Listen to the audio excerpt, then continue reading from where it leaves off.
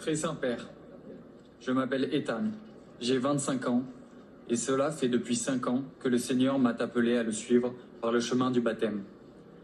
Un appel radical dans ses demandes, mais aussi empli d'amour et de tendresse.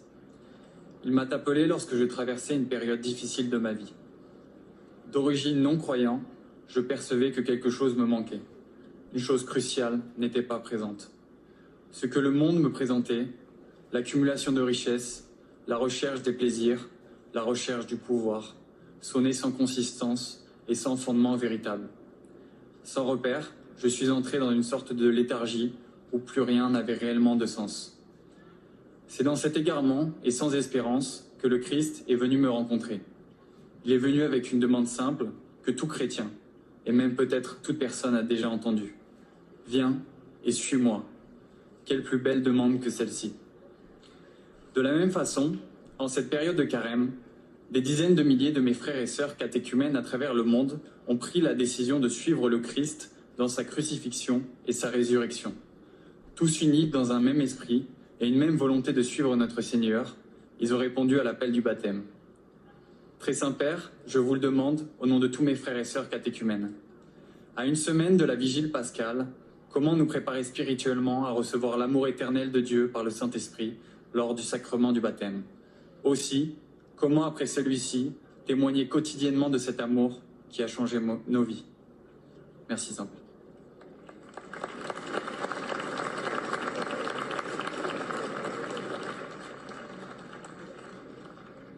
Saint-Père, je m'appelle Sophie, j'ai 35 ans, je suis médecin à Monaco. Je coordonne les soins à domicile de patients, certains atteints de maladies graves.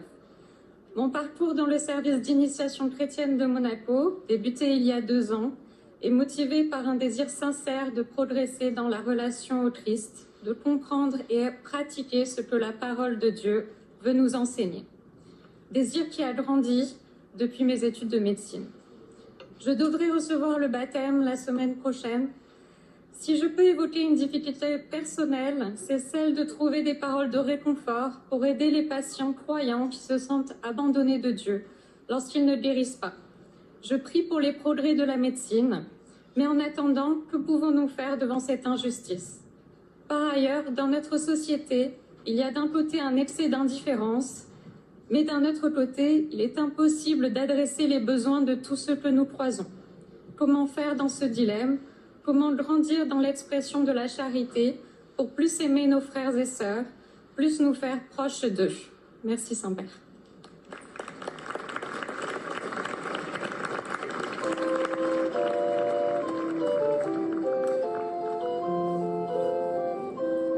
Donc Sophie et Ethan qui viennent saluer le pape Léon XIV après avoir témoigné, adressé les questions. Et puis, eh bien maintenant, c'est le pape Léon XIV qui va répondre à la fois à ces jeunes, Sophie, Ethan, Benjamin et Andrea, mais aussi à tous ceux qui sont rassemblés sur ce parvis de l'église Sainte-Dévote.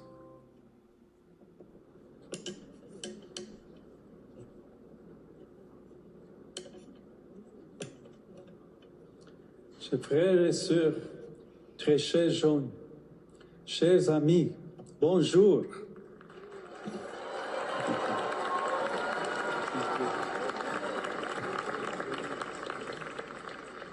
Je suis heureux d'être ici avec vous. Et je vous salue de tout cœur. Je remercie Monseigneur l'archevêque pour les paroles qu'il m'a adressées.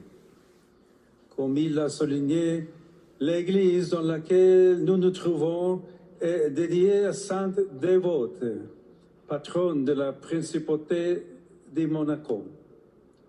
Une jeune fille courageuse qui a su témoigner de sa foi jusqu'au martyr face à la violence de ses persécuteurs. Son corps est arrivé providentiellement jusqu'ici depuis la Corse, sur ce qui est aujourd'hui la côte monégasque. Il voulait l'anéantir, effacer tout souvenir d'elle, mais au contraire, son sacrifice apportait encore plus loin le message de paix et d'amour de l'Évangile. Cela nous fait réfléchir au fait que le bien est plus fort que le mal, même lorsque, parfois, il semble dans l'immédiat avoir du dessous. Mais ce n'est pas tout. Cela nous rappelle aussi que le témoignage de la foi est une sémence qui peut attendre et féconder des cœurs et des lieux éloignés, bien au-delà de nos propres attentes et possibilités. Dans cette église, la mémoire de Saint Carlo Acutis, notre jeune épris de Jésus, se joint récemment à celle de la Sainte Martyre dévote. Il est resté fidèle à son amitié avec le Christ jusqu'à la fin, en des temps et des circonstances très différentes, dans la charité, dans l'apostolat sur le web, dont il est vénéré comme patron, et enfin dans la maladie. Très chers jeunes, ces deux saints nous encouragent et nous poussent à l'imiter. Aujourd'hui encore, comme cela a été rappelé, la foi rencontre des défis et des obstacles, mais rien ne peut en ternir la beauté et la vérité. Les hommes et les femmes de tous âges qui, de plus en plus nombreux, désirent connaître le Seigneur et demandent le baptême, en témoignent. Vous avez parlé de tout cela dans vos témoignages.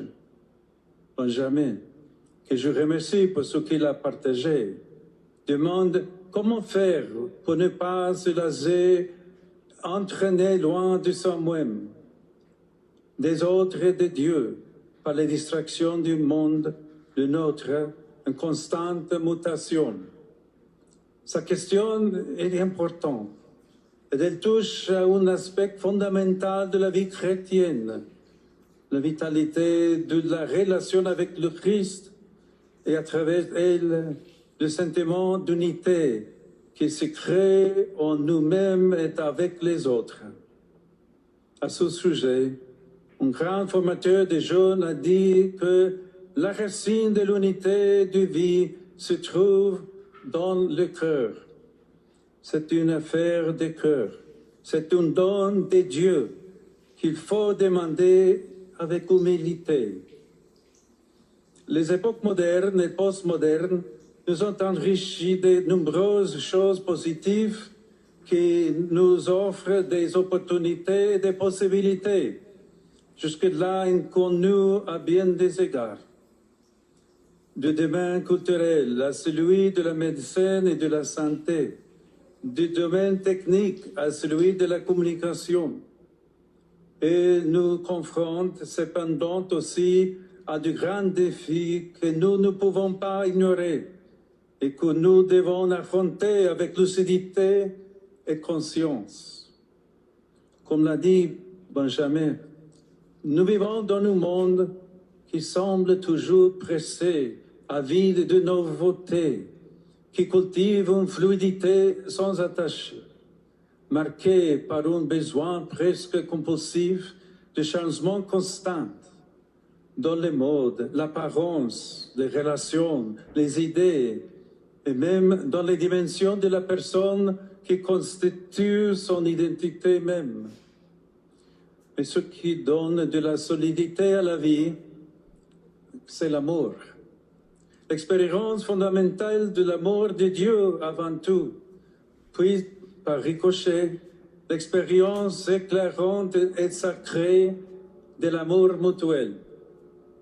Si d'un côté, ça me demande d'être ouvert à la croissance et donc au changement, cela exige, d'un autre côté, de la fidélité, de la constance et une disposition au sacrifice quotidien.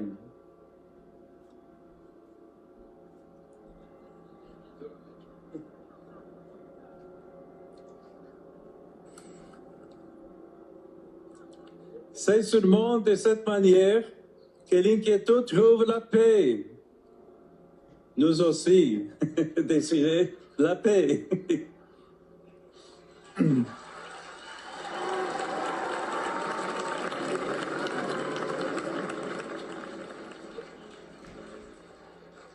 Et que le vide intérieur dont parlait Andrea est comblé, non pas par des choses matérielles et éphémères, ni même par des marques d'approbation virtuelle que sont des milliers de likes, ni par des appartenances contraignantes, artificielles, voire parfois violentes.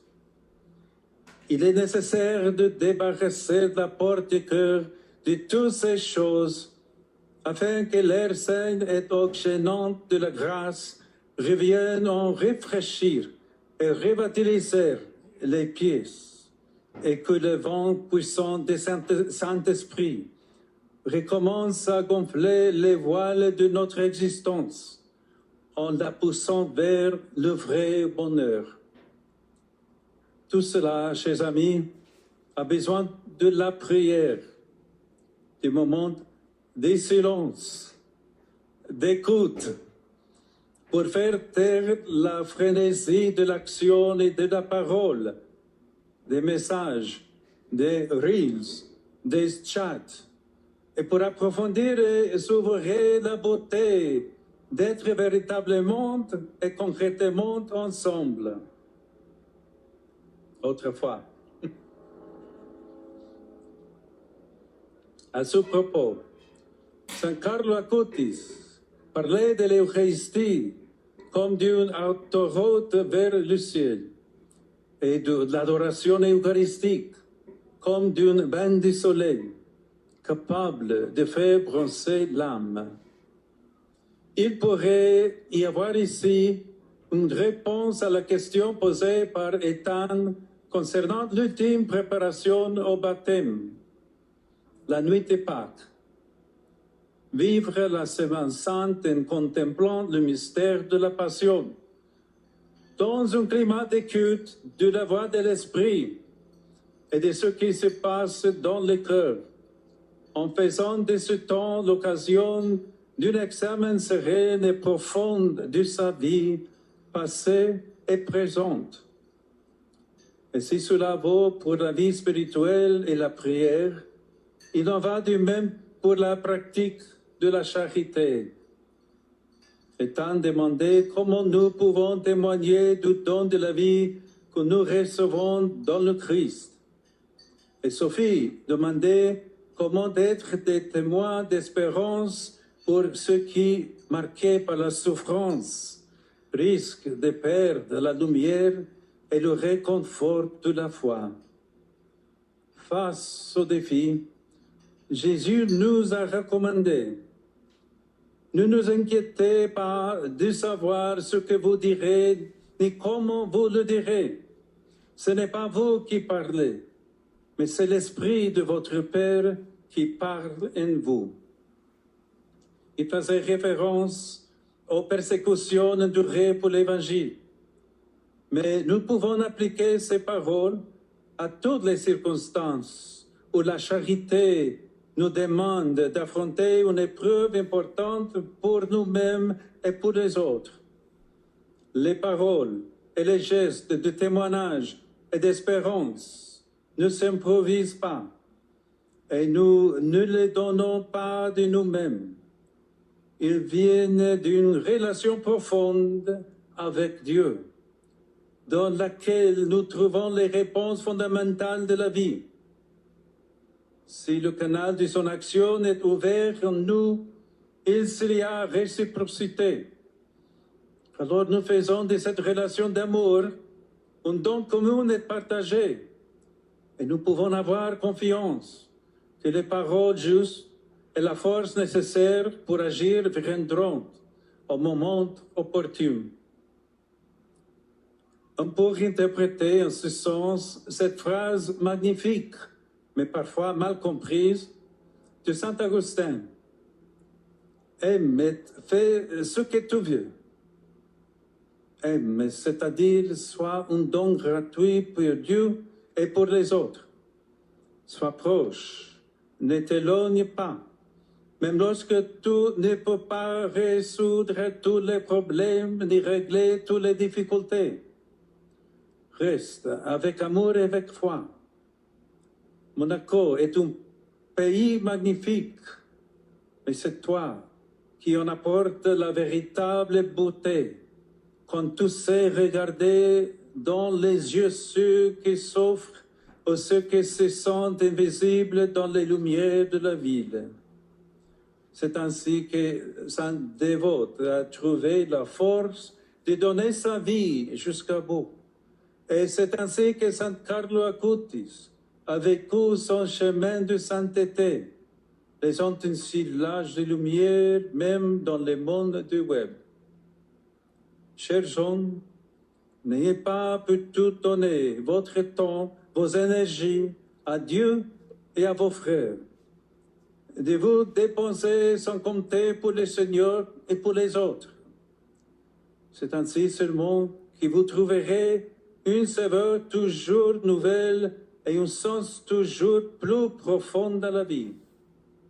Le monde a besoin de votre témoignage pour surmonter les dérives de notre époque et en affronter les défis. Et surtout pour redécouvrir la douce saveur de l'amour de Dieu et du prochain. À vous, Jean catéchumène, qui vous préparez au baptême, et à vous qui avez déjà reçu ce don de grâce, j'adresse mes vœux les plus chaleureux. Puissiez-vous vivre dans le Christ une vie pleine et authentique. Puissiez-vous être pour le bien de tous dans la foi, l'espérance, la justice et la charité des artisans de paix. Vous êtes le visage jeune de cette Église et de cet État. Monaco est un petit pays, mais il peut être un grand laboratoire de solidarité, une fenêtre d'espérance. Portez l'Évangile dans vos choix professionnels, dans votre engagement social et politique, pour donner la parole à ceux qui n'en ont pas, en diffusant la culture de l'attention aux autres. Vivez tout comme une mission et faites de toutes choses un don à Dieu, qui vous voue les uns pour les autres amis dans le Christ et fidèles compagnons de route. Je veux confier à l'intercession de Marie notre Mère, de Sainte Dévote et de Saint Carlo Acutis, et je vous donne de tout cœur ma bénédiction. Sainte Dévote, priez pour nous. Sainte Dévote, toujours, Sainte Dévote, toujours avec nous.